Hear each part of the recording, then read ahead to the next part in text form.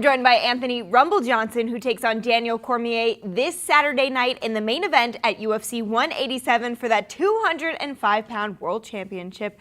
Rumble, it's been a crazy month for you. Yes. Mentally, now that you're here, you're in Las Vegas, the fight is on Saturday night, just a few days away. How do you feel? I feel great. I've been waiting a long time to get here for a title shot, and it's finally here. So I'm very happy and very blessed to be here, honestly. You were waiting for a title shot for a long time, and you thought for a very long time that shot was going to be against Jon Jones. When you found out that it wasn't going to be Jon, how exactly was that message delivered to you? I got the phone call from my manager saying that they stripped Jon of his title, and I would be fighting Daniel. He told me don't say anything, and then 10 minutes later, it was on the media. I mean, it really didn't matter to me if it was Jon or whoever.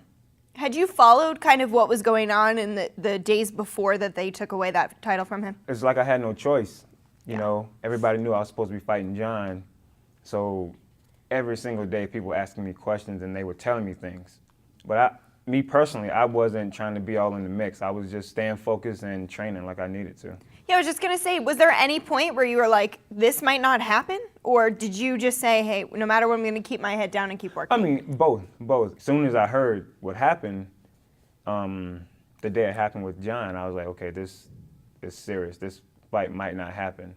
Honestly, my nerves were like, oh, I'm sure. What the heck is going on? You know, so I had my one last beer and relaxed and just, you know, put my head down and just kept grinding. And then they said, you're fighting Daniel Cormier. Yeah, they said I was fighting Daniel, and I was relieved. Regardless, I was fine with, like I said, whoever I had to fight, as long as I was fighting for a title.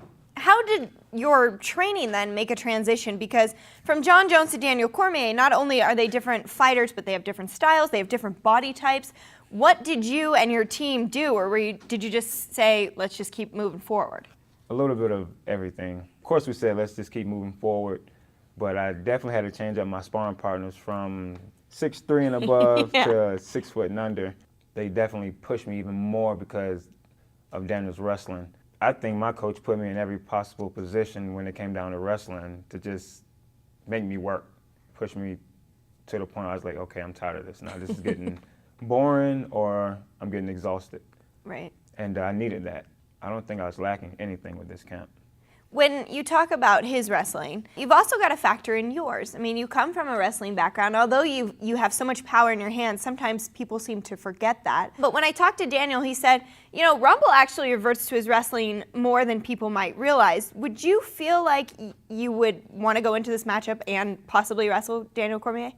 Whatever Daniel gives me, I'm definitely going to take it. Sure. And even if he doesn't want to give me anything, I'm going to make sure I take it anyway.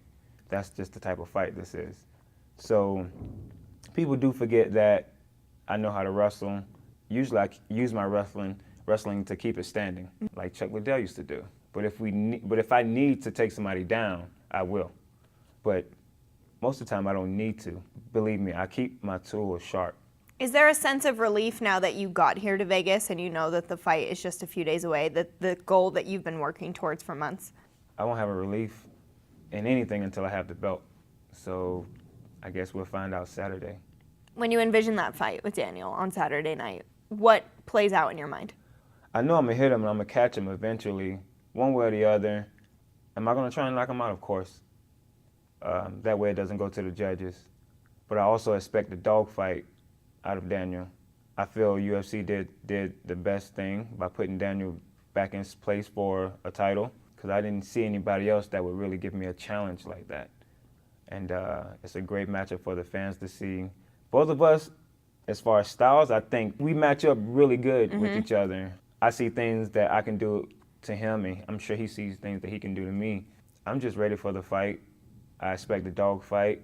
I expect the embrace the grind or whatever. I know all about grinding. You know, I had to grind as soon as I got cut from the UFC to where I am right now. So don't worry about the grinding part. I got that on lockdown. All right, best of luck to you on Saturday night in that main event at UFC 187. Thank you.